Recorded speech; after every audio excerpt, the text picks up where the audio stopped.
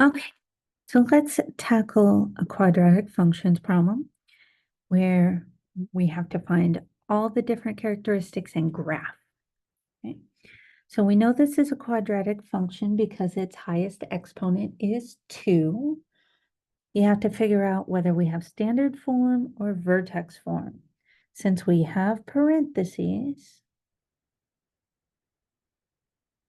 and our function is in the form a times x minus h quantity squared plus k. Remember that is vertex form. Remember, identifying whether you have vertex form or standard form is incredibly important on how you find the vertex. So here, since we have vertex form, we can take what's inside the parentheses, set it equal to 0 and solve, and we find out that x is equal to -3. That means that the h coordinate of our vertex is going to be -3, and then our k is what is ever on the outside. Since it's a +8 or +8, I'm just going to write down 8. Remember, what's ever in the parentheses, you're going to take the opposite sign. You don't have to do the work where you set it equal to 0, but I know that does help some students. Remember that our axis of symmetry is in the form x equal to h, and our vertex was h comma k, which means that our axis of symmetry we actually already found. It's our x equal to -3, which we found by taking the inside set equal to 0. The domain in interval notation, we have a quadratic equation, which means that our domain is immediately -infinity to +infinity. Remember to keep parentheses open, no brackets around your infinities.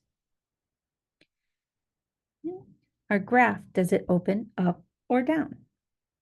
Well, here we have A, which is -2, negative. When we're negative, we're angry, we're unhappy, we're frowning, which means that our graph opens down. And because our graph opens down and our vertex is hanging out at the top, that means that our vertex is a maximum.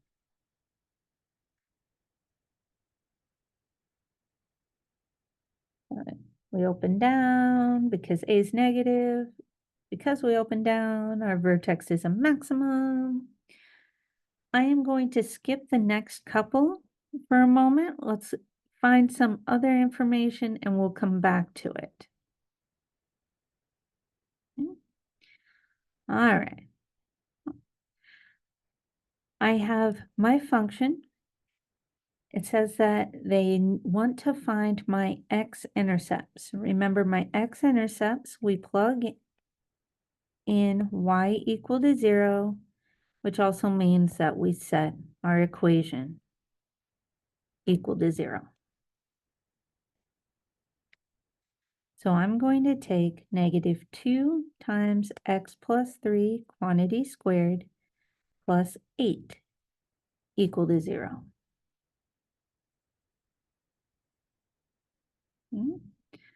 So from here, this is why we asked you to learn so many ways to solve quadratic equations.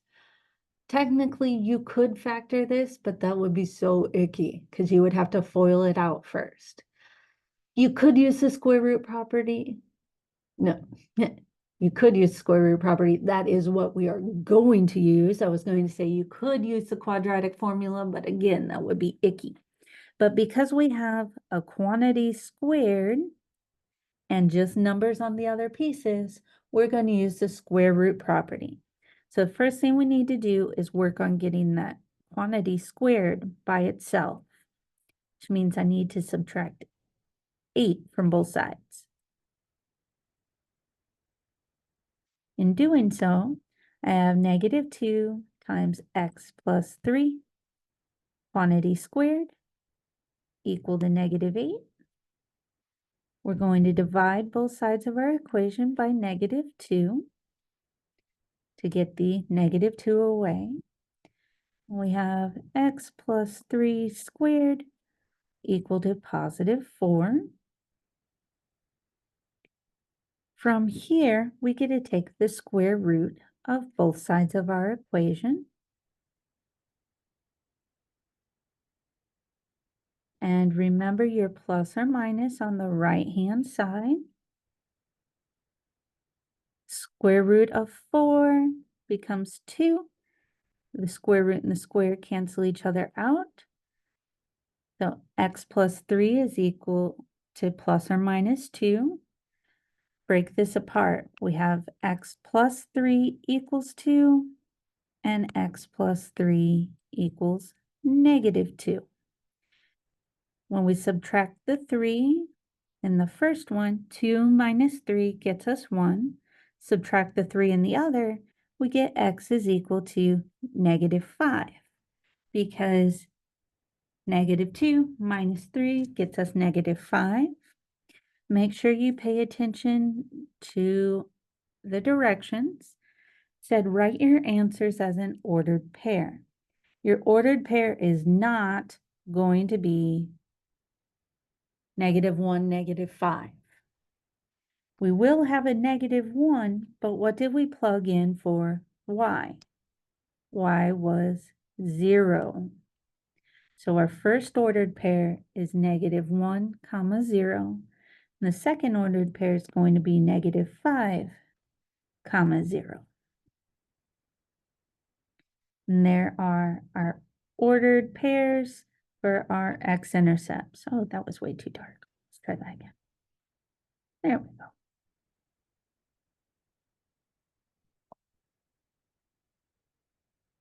Remember that your x-intercepts are always going to be in the form some number, 0. For our y-intercepts, we plug in x equal to 0 and solve for y. Plugging in x equal to 0 into our equation, we have y is equal to -2 times 0 plus 3 squared plus 8. You can plug this all in at once in your calculator. Otherwise, you could do a couple of intermediate steps. The 0 plus 3 gets us 3. And then plus the 8. -2 times 9 is -18 plus 8. And we find out that y is equal to -10. Our ordered pair then would be -10 for the y, and we plugged 0 in for x. Now that we have all of this information, we're going to graph it and then find the range and intervals of increasing and decreasing. Okay. So let's start out with what we know. We know our vertex, remember we found it back up here. Our vertex is -3, 8. So we're going to go to -3 on the x and up 8.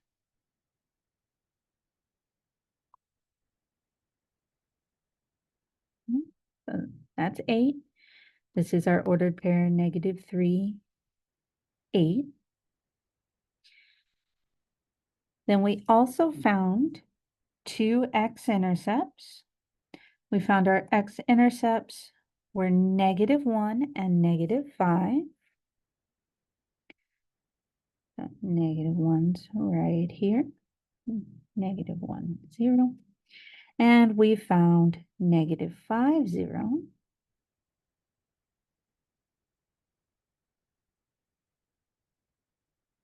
We also know that our axis of symmetry is going to be a dashed vertical line through our vertex. And then we found our y-intercept was 0, -10.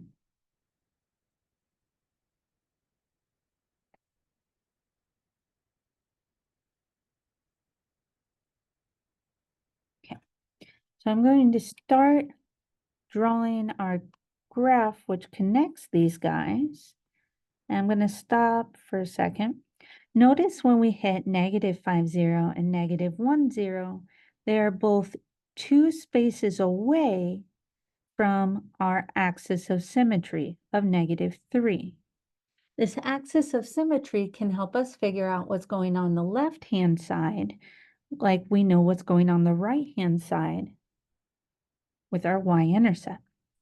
Our y-intercept is 1, 2, 3 spaces away, which means that its mirror or its other point should be 3 spaces back. So 1, 2, 3.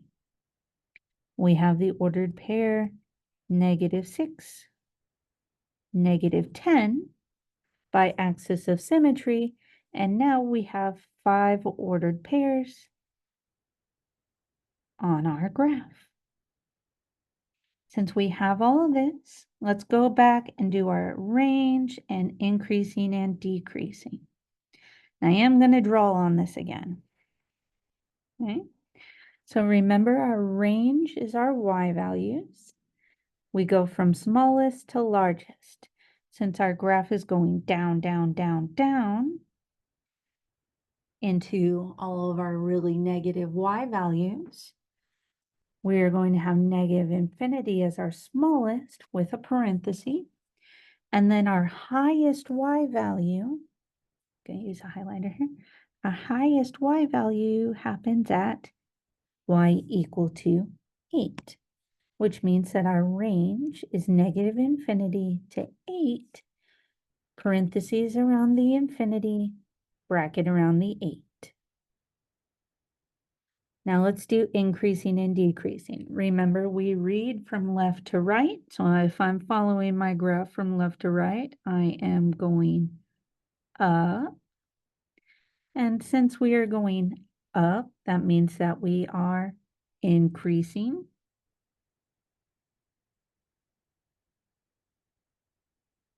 And on the other side, we are going down, which means that we are decreasing.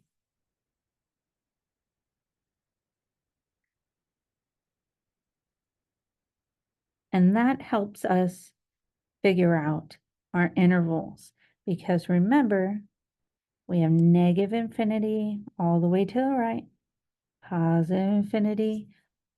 Yeah, I just said that backwards. -infinity all the way to the left, positive infinity all the way to the right. We said in between -infinity and -3, we are increasing. So -infinity to -3, we have increasing with parentheses around everybody.